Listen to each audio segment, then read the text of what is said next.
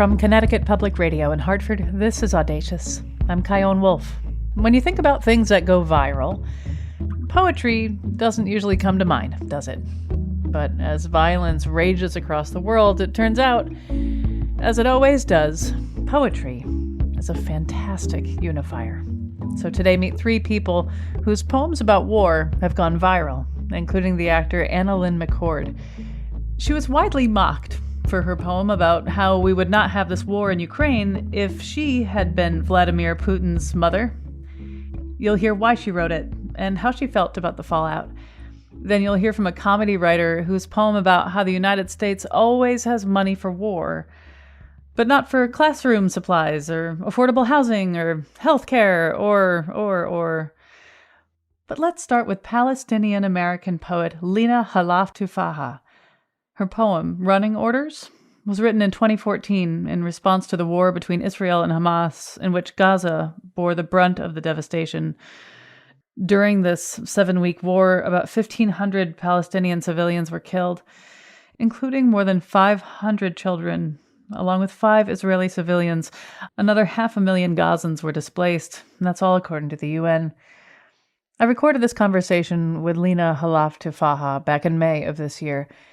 Here she is with her poem. Running orders. They call us now. Before they drop the bombs, the phone rings, and someone who knows my first name calls and says in perfect Arabic, "This is David." And in my stupor of sonic booms and glass-shattering symphonies still smashing around in my head, I think, do I know any Davids in Gaza? They call us now to say, run. You have 58 seconds from the end of this message. Your house is next. They think of it as some kind of wartime courtesy. It doesn't matter that there is nowhere to run to. It means nothing that the borders are closed and your papers are worthless and mark you only for a life sentence in this prison by the sea, and the alleyways are narrow, and there are more human lives packed one against the other more than any other place on earth. Just run. We aren't trying to kill you. It doesn't matter that you can't call us back to tell us the people we claim to want aren't in your house, that there's no one here except you and your children who were cheering for Argentina, sharing the last loaf of bread for this week, counting candles in case the power goes out. It doesn't matter that you have children. You live in the wrong place, and now is your chance to run to nowhere. It doesn't matter that 58 seconds isn't long enough to find your wedding album, or your son's favorite blanket, or your daughter's almost completed college application, or your shoes, or to gather everyone in the house. It doesn't matter what you had planned. It doesn't matter who you are. Prove you're human. Prove you stand on 2 legs. Run. Thanks. How does it feel reading it now compared to the first time you read it out loud? It's starting to feel like running your fingers over a cut that is becoming old. Some of those edges are familiar, but like I have read this more times than I can count. And I think I know it by heart, but I still kind of, about a third of the way through, its anxiety overwhelms me. And so I have to look back at the page. I don't think I've read any single poem of mine more than I've read this one. But it is so of a particular moment. And I go back to that moment every single time I read it. Will you talk about that moment? Yeah. So I wrote this in July of 2014, early July. It was the third in a series of 3 assaults on Gaza. There have been more since. But like many Palestinians, we have friends and loved ones in all different parts of Palestine. And the other thing that's true about Palestinians is we don't think of ourselves as separate. Like if I don't have a specific relative in Gaza, I don't feel less connected to Palestinians in Gaza. So it's, we were all sort of in this tunnel of being aware, very aware with video footage and phone calls and messages from, people we knew or people we knew of, and social media content of people like recording their imminent deaths live. We were in this just tunnel of it, for days. And it just became so overwhelming. And at the time, what I did, the work that I was doing was what we call media advocacy. So I would be the person, one of many people, to call like reporters and call news editors and say, are you going to cover this? Or like your coverage of this is missing this big thing. And I think I had just reached a saturation point with that. And the nonsense of language became so intense. What do you mean by that? Like, it's very strange to have to re-narrate your humanity to people over and over again. It's not a normal thing to do. And then it would get even weirder and people would be like, wow, that's so articulate. Thank you. And then we'd go on to the story about like the farmer's market, and that's no one's fault. But it just, the absurdity became so extreme to be unbearable. So I just stopped like writing press releases and alerts and things. And I just didn't want to do any of that, but I felt like I was drowning, and this just came pouring out. And I think it was years of that, really. I never posted poems on social media, and it exploded. It started to come back to me in other languages, like people would translate it. People had filmed videos of themselves, people I didn't know and had never met, like around the world. The phone rings and someone who knows my first name calls and says in perfect Arabic, "This is David." On subways? Yeah. This is David. And in my stupor of sonic booms and glass-shattering symphonies still smashing around in my head, I think, do I know any Davids in Gaza? They call us... Irish Parliament? Yeah. They call us now to say run. You have 58 seconds from the end of this message. Your house is next. They think of it... The Irish Parliament is a more recent iteration, because one of the weird, wonderful, and horrible things about this poem is that it keeps being relevant. So the Irish Parliament, or I think it might have been a Scottish representative that read it, if I'm remembering correctly. This was like a year ago. So like it's been a poem of multiple wars now. And there was something really very moving and human about people, human beings finding it. And I felt like they were saying to me, yes, this is crazy. This is not okay. And that was their way of saying it back, and all of us saying it together, because this isn't about me as an individual. But it also just felt wild that like, we all know this and nobody's able to do it. It feels like no one's able to do anything. And so the simultaneous profound humanity that this poem has, been responded to with, and the amazing lack of power that we all have as human beings, like they live together in this poem. So do you feel like because this poem is universal, it's almost like it dooms itself? Yeah. Yeah. I mean, there are days when I'm like, I really wish I had, I wish this poem would just leave me alone. But, again, this is not about me. The poem was in service to a moment, and it's a humble offering. And I'm super grateful to, the journey it has had and continues to have in the world, because it's for something much bigger than one person. And so for that, and there are others, other poems out there that in the world that do this work. And so it feels so intense every time. I would love for it to become part of the past. That's my huge dream. I used to write songs, and I remember struggling with them and trying to figure out what they were trying to tell me, and how the story was going to go.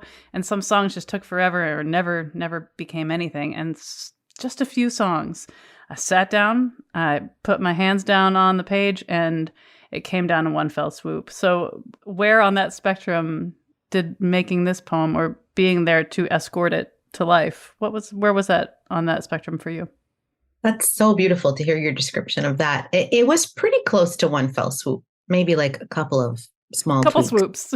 Yeah, but pretty much one big one. I feel like we're definitely talking about labor at this point. Labor and delivery. I think I'd mentioned before that, I spend a lot of time writing op-eds and press releases, and that's a kind of language, that's a style of language.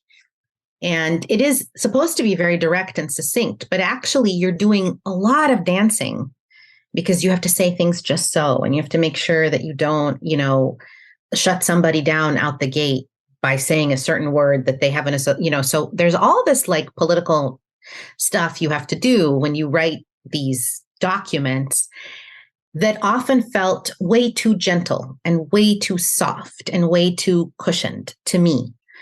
And in retrospect, I think that there was a stripping down of the language. Like I just had to get so much clutter and so much of those niceties out of the way. Like if you look at the text of the poem, it's very bare bones. It's just a very straightforward narration of this thing happens and these things are thought and these things are felt. And one, like there's just not a lot of flourish. And it took a long time to get to that, to be able to do that. And there was a kind of a loss of hope in a certain thing that had to happen so that I could do that. You have to have seen some horrific things. And what we have all, anybody can see this. It's not now that everybody has a camera in their hand. It's hard to hide these things. It's all there. And I think that also that sense of like, my God, how is this all so visible and you still can't see it? And so there's an element of trying to make a picture with words. I realize also in retrospect that I must have been doing that. Like, I know I'm looking at this. I'm pretty sure you're looking at this. How are you not seeing it? And so this was like this kind of need for me to say the thing that is seen as close to that as humanly possible. This poem, Running Orders, has been translated into a bunch of languages. Can you talk about what that was like for you to watch happen? The first one I was made aware of was in Spanish. And then someone sent me a message saying, I want you to know I have translated this into Hebrew and we're reading this at a Seder. And I, good luck recovering from that. And so people would write to tell me that they had done that. Some in the beginning there was, do you mind? And they were just like, I did this. And there was a kind of urgency about it that matched the poem in the moment. And so I've always felt like it's a huge gift for people to do that. But yeah, it is deeply humbling to watch this poem travel. And it reminds me that, there's a lot of sort of talk about art with a capital A. There's this great quote from Robert Frost about, a poem beginning as a lump in the throat, that it's a kind of homesickness, lovesickness. And this was that for sure. And so, it's important to me that people continue to feel that it belongs to them. You've said that you don't like your poems labeled as political. Why do you find this label reductive? Because I don't understand what a not political poem is. I don't know. I really have tried to think about what do people mean when they say that. So if I, as a Palestinian, write a poem about daffodils, is it political? Is it because I'm a Palestinian? And how is a poem about daffodils not political? If you're only talking about daffodils in a war, that is also political. Like, poems are a lot about what we say and what we leave out, and so I genuinely do not understand what a poem that isn't political is. It feels like a redundant thing to say because poetry compresses language. And in that compression are a set of very specific choices that are usually engaging a moment and a reality. And I'm not someone who thinks of the moments that we live or the realities that we live in as somehow being separate and not political. I don't understand that way of thinking. So it's weird for me to find the poem sort of labeled that way, as if it's like a danger warning. I think it's dangerous to read poems about daffodils when there's a war going on. So it's clear that this poem really touched people, especially because they made it their own, both in language and in performance and in the time and place at which they choose to read it and recite it. What do you think it's done in terms of how people think about the situation in Gaza? Do you think it's changed any minds, softened any hearts? I know you can't take the temperature of the entire human animal, but what are your thoughts on that? I have no idea whose mind it may or may not have changed. What I'm certain of is it, along with other works of art. So I don't mean to suggest in any way that only my poem, but it stands alongside other works, I hope, that have made it impossible for people to contend with this war, this ongoing war, and pretend that there aren't just real human beings' lives at stake. I hope that the college application and the wedding album and the bread, are a necessary haunting. And I think often we get to talk about places where there is conflict or apartheid or aggression, and we get to kind of put that in the 8th paragraph, and it belongs in the lead. And so I hope, the son's favorite blanket stays in the lead as a result of this poem. Your grandfather was Husni Fariz, the poet laureate of Jordan and one of the country's most beloved poets.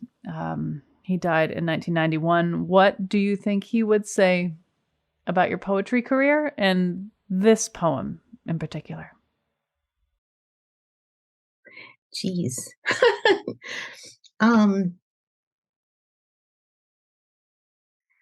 I hope he's proud. I took, God, that really caught me off guard. Sorry. It's okay. Take your time. He's been gone for so long, and you would think it happened yesterday. We were very close.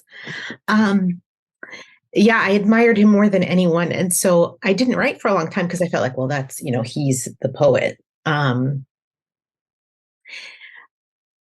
So when my book came out, the one that Running Orders is in Water and Salt, I did a book tour in several Arab countries, and I took the book home to his house in Amman. Both my grandparents are passed, and I put it on his bookshelf, and his bookshelf to me is like the most sacred thing. And so I opened it's a cabinet with these like glass sliding doors, and I slid the glass and snuck my book in there, and it felt like a love letter,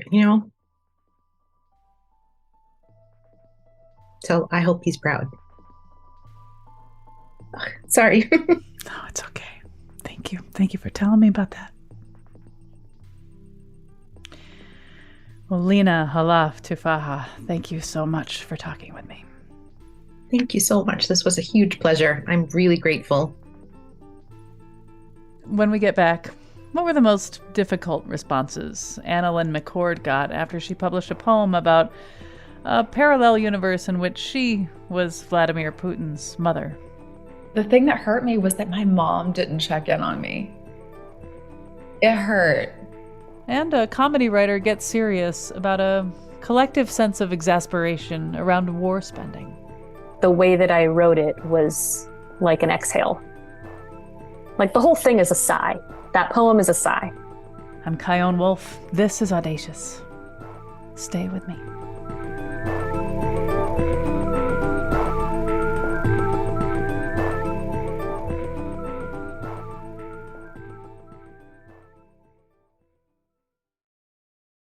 This is Audacious. I'm Chion Wolf.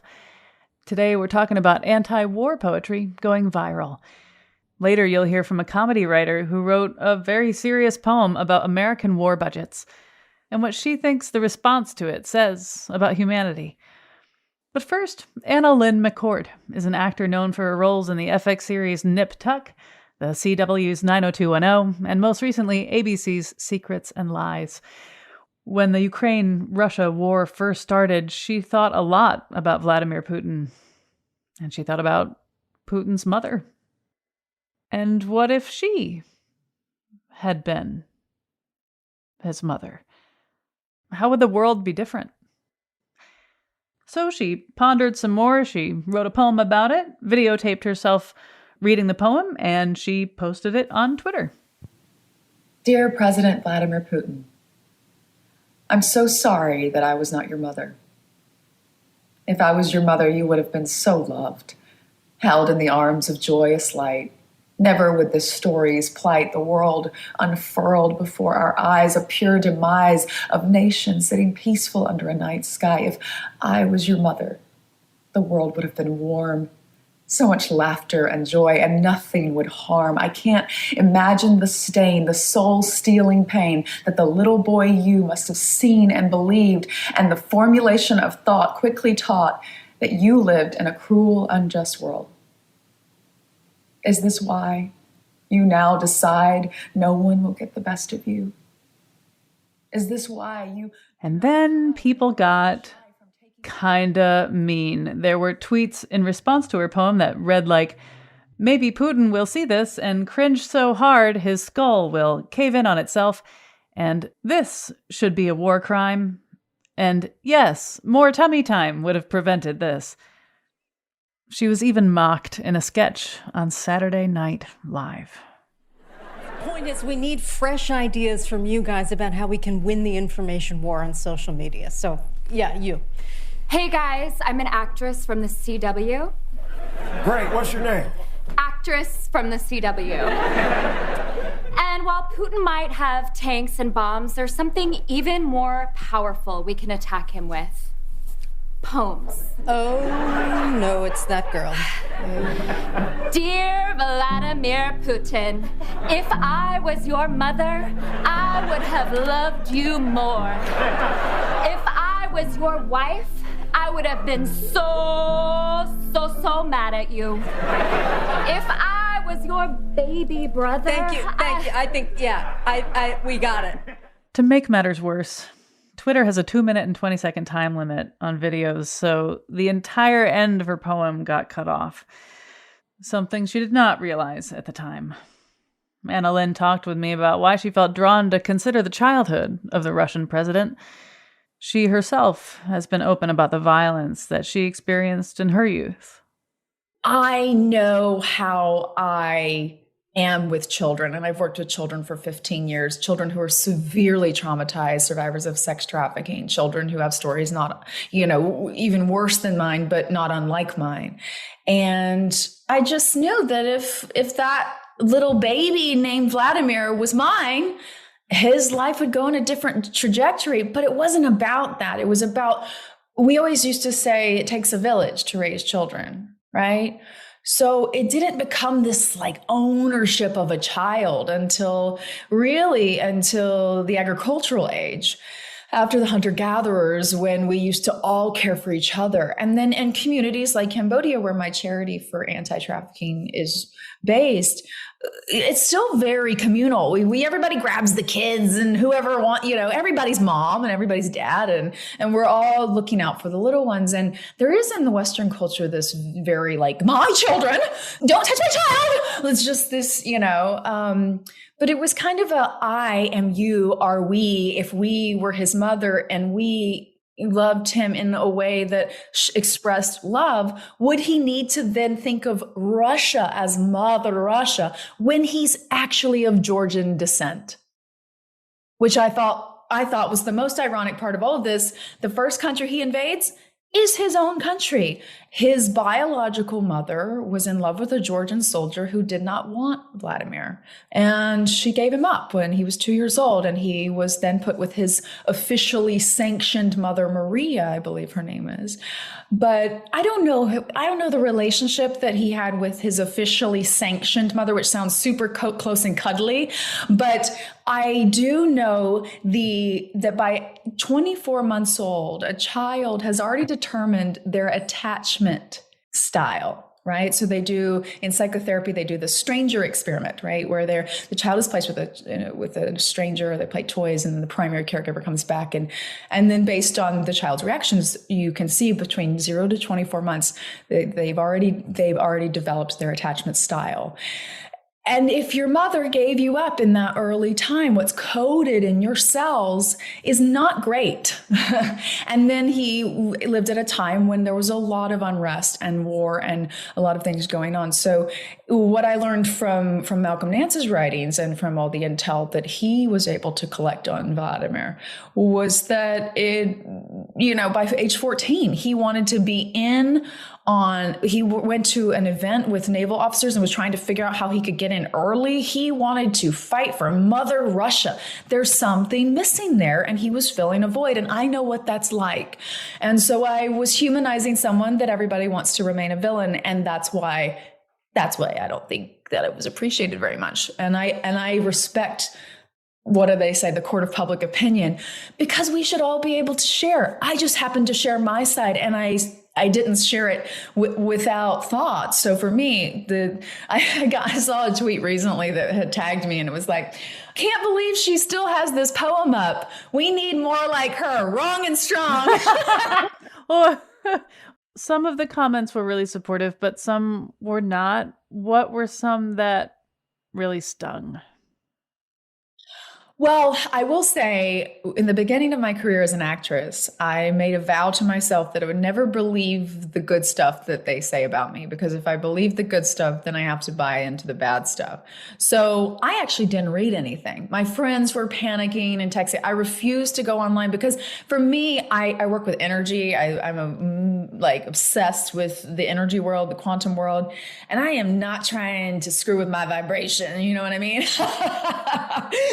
So I was like, this is a vibrational resonance that I don't want in my nervous system. So I'm going to not click on this.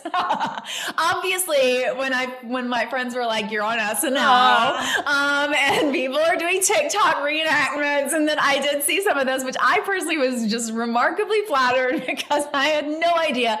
But I think that I'll be really honest. The thing that hurt me was that my mom didn't check in on me. Of all people, for a poem about motherhood. I literally wrote a poem about if I was your mother, and my mother never, and I finally talked to her 10 days later. And I was like, I gotta be really honest. It hurt that there's no world where you didn't know. And she's like, well, I mean, people were saying things, and I was bullied when I was a kid. And I was like, which means you should have really said, I'm so sorry that you're being bullied by the whole world. and for me, that was more, to me, what was important was the war that was going on. Like, if you actually watch the whole poem, and then I did figure out that it wasn't fully there, and I was like, oh, okay, I understand why people are tripping out. I was like, please watch the ending. But I was asking Putin, how many more little boys have to lose their moms? How many more little children have to be disenfranchised and turn to hate and anguish and a displaced sense of fealty and what he has, he bows at the feet of Mother Russia. He wants Holy Rus, the Soviet Union reconnected, and it's become his life's mission. And he has a sense of purpose because of it. And I've played villains my entire career as an actress. So the first thing, if you're going to be an actor, you cannot judge your characters. So I don't call my characters villains. They're people with extenuating circumstances who do very extreme things. I think that there's a belief in our world that if you don't hate the person I hate, then you're evil too. And this is becoming more and more apparent in American politics and in our country in the US, here in the US, because if you don't hate the other party, which I'm so against the two-party system to begin with, but if you don't hate the opposing party, you're evil and terrible and should be like literally hung or guillotined or something ridiculous. It's become so divisive and dramatically divisive. And I can say that as an actress because it's way more dramatic than me, and I am paid to be dramatic. So this is, I always find the humor of situations just to lighten the blow, but this is not funny. And what I was saying isn't funny either. But for me, I told one of the people interviewing me, I said, I have this handicap. I don't treat the symptoms. I want to find a solution, and I get stuck on it. I kind of get stuck on the root problem and wanting a solution. And that's the only way to solve something, is to look at the root. So I don't look at Putin as villain at 70. I look at 2-year-old Putin and say, how did this happen, and how can we avoid it in the future? And we should have asked that in the 40s, but apparently we haven't asked enough questions, because we're doing it again. History is repeating itself again, and people are losing their lives as a result every single day. So I can't say a lot. I will say a lot of the rhetoric and feedback was like, "Oh, Anna Lynn saved Ukraine with a poem," and I was like, "Okay, thank you so much for your sarcasm," because I do actually appreciate sarcasm. I enjoy it myself, but at the same time, I'm not serving this country. I'm not serving our world in a military capacity. I'm an artist. That's what I do. That's where my limitations are as well. So all I can do is offer what I know and what I have. And one of the things that one of my friends in media was like, I was like, look, I could have become a dictator. And he was like, don't say that. And I was like, I think I already did in that email that I responded to the post with. Because I was so sleepy. I just woken up from the nap, and I was like, oh, I'll comment. I don't care. I still hadn't seen that it had gone viral. I was like, oh, maybe some news people follow me, because I was so naive to the process of going viral. But now I've been schooled on it. But I said the torture and abuse and things that I sustained as a child were so extensive. They caused such hate and such darkness inside of me that I really love the quote from Jack Kornfield, and I'm not sure if he's quoting someone saying it, but I heard it from him. He's a Buddhist teacher, and he said, there are two great forces in our world: those who are unafraid to kill and those who are unafraid to love. And I was unafraid to kill for a long time. And if I was in a situation that was threatening, and I have been in threatening situations, and I needed to fight for my life, I'm 110 pounds. I'm only 5'7", but I'd put up a pretty hellish fight. I am now unafraid to love. And that means that I can love the villains of our world because I can see a different side. And if I'm hated for that, then I receive the hate with gratitude, because I don't want to be on the side that I used to be on. I don't like that side. That's the side Putin's on. And I'm not on that side anymore. So this was an offering of a life lived in war and battle for my own life. When you want to end your life every day, you are at war, even if you don't put on Kevlar and weaponry and go to the front lines. You're in a different kind of battle. So I know the gravitas it takes to step into the light when you've lived in the dark shadows for a very long time. So everything that I write has a little bit of those pieces of me, and you gotta take it or leave it. I feel like the reaction to your poem in some ways is an indicator that society is not really evolving towards a forgiving nature. Do you know what I mean? I don't know. I guess maybe it's all the compassion work, but I just have such a heart for everyone that got so mad because they happy people don't hurt other people, And if that many people got that angry, we have so much pain, so many hurting people in our world. So for me, I was just like, oh, you all need hugs. That was just my response. Everything goes to a hug. I don't know what to do. I don't know what to tell you. I was so closed for so much of my life. But I did think, and a few friends were like, you do know that at this point, Putin has seen this. Someone has shown this to him. I was like, that actually is a really funny thought. Out of all the things that he probably thinks is wrong with our country, he definitely probably did not appreciate the poem at all. Like, she's trying to make me this soft, whatever. I was just like, I'm sure if you're trying to be a big, tough dictator man, that it's probably to make that picture in the mind of people. And that was a meme that became, it was like Annalyn with a baby in her arms, and they cut off the head. They put the head of Putin on baby bodies. And I will say, I love humor. So I fully appreciated all of the memes. It was like me pushing a stroller, like those. I was like, my friends, I was like, you can send me the funny stuff. I don't want any of the toxic stuff, but the funny stuff I appreciate. Is there anything you would have done differently?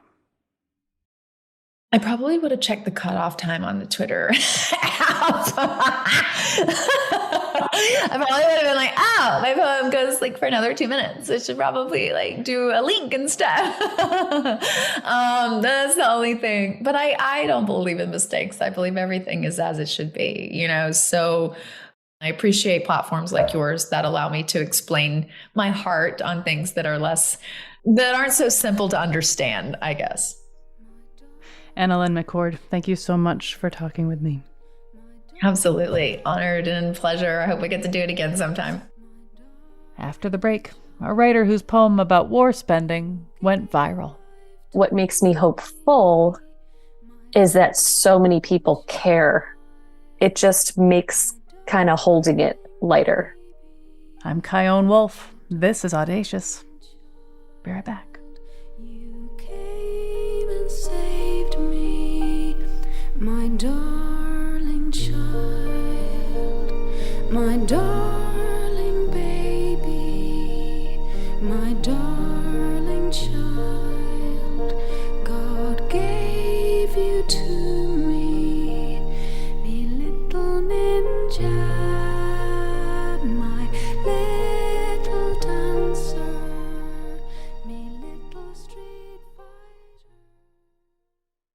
This is Audacious. I'm Chion Wolf. Danielle Weisberg is a comedy writer and writer's assistant who's worked on Conan, The Simpsons, and most recently, the Fox animated comedy Crapopolis. And since childhood, she's turned to poetry to work out her feelings. So when the latest violence in Gaza began, she posted this poem to Twitter. There's always money for war, but my mom has been buying her own classroom supplies for 44 years.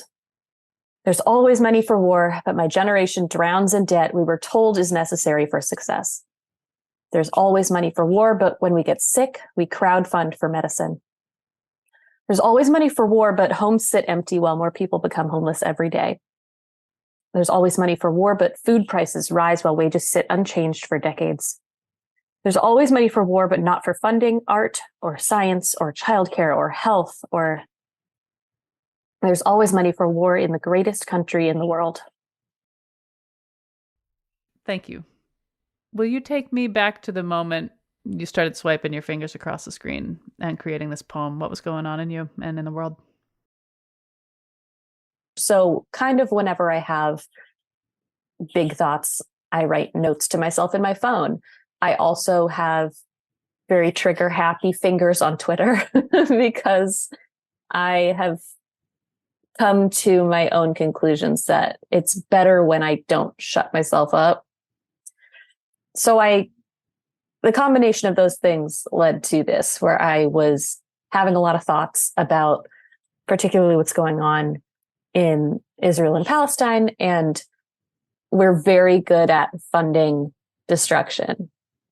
So I wrote it in 2 minutes. I had no idea this response would be so huge because I write a lot of word vomit things on Twitter, but sometimes my tweets come out in the forms of poems because that's what my brain is doing. And I just kept thinking of things that we're not taking care of, but we're so eager to be like, oh, new aid package for more bombs. And then the next day or the day after that was when they approved the aid package for Israel. I think it's like 14 billion or something. And I was just like, oh, what's that word? Like clairvoyant, because this happens all the time. But the timing was interesting to me, where I was like, oh yeah, I was having these thoughts. And then like the next day it was like, surprise, we're sending all this money abroad, not to help anyone. It's just for machinery. What of the responses have been negative or challenging or gross?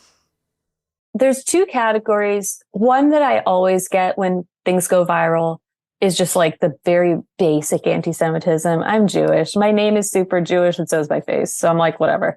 But you know, those Twitter accounts that are all like crypto, Bitcoin, the economy, a lot of those were coming in and being like, that's not how budgets work. I was like, this is a poem. And also, it is how budgets work because there's a certain finite amount of money, if you don't count our national debt, that is divided amongst interests. And I'm saying we're using it for the wrong things. So to say, I don't know how a budget works because our war budget is so inflated and our other budgets are so minimalized just made me laugh. Because I was like, maybe you don't know how budgets work. But they're like, the money for the defense system is not the money we use for social services. And I was like, I know, that's what I'm saying. In the opening line of the poem, you mentioned your mother, who was a school teacher, and she had to buy her own supplies, which is a common story. And it's kind of perfect that you started with that, because I think if anyone knows anyone who teaches, you also know someone who's bought supplies and from their own pocket. What does your mom think about this poem and what's become of it? She said, I liked your poem. And I was like, thanks, mommy. But yeah, I come from a line of public school teachers in Los Angeles. And it is just like, you look around and the way classrooms specifically are funded, at least in the school district that I know and I'm familiar with, is you get a lot of the very basics. And then there's, depending on parent involvement and parent fundraising, a budget for additional things. And then teachers fill in the gaps. And the way they do that is out of their own pocket, or this website my mom uses called Donors Choose, which is actually a great website, where teachers, like, they list projects they want to do in the budget for it, and then they get funded for that specific project. Like a GoFundMe for teachers. It's like GoFundMe for teachers, except because so many of the projects are, in the grand scheme of things, small, things get funded really quickly if they're spread fast enough on Twitter. So like, you can look through my tweets. I've tweeted her Donors Choose projects many times, but like, it'll be like, we want this set of books for early handwriting practice. And they come with like those really big chunky pencils for dexterity practice. And maybe the total cost is $300. So if I post that online, maybe it'll get funded because I have like 30,000 followers. So things like that shouldn't have to happen. That should just be part of the budget.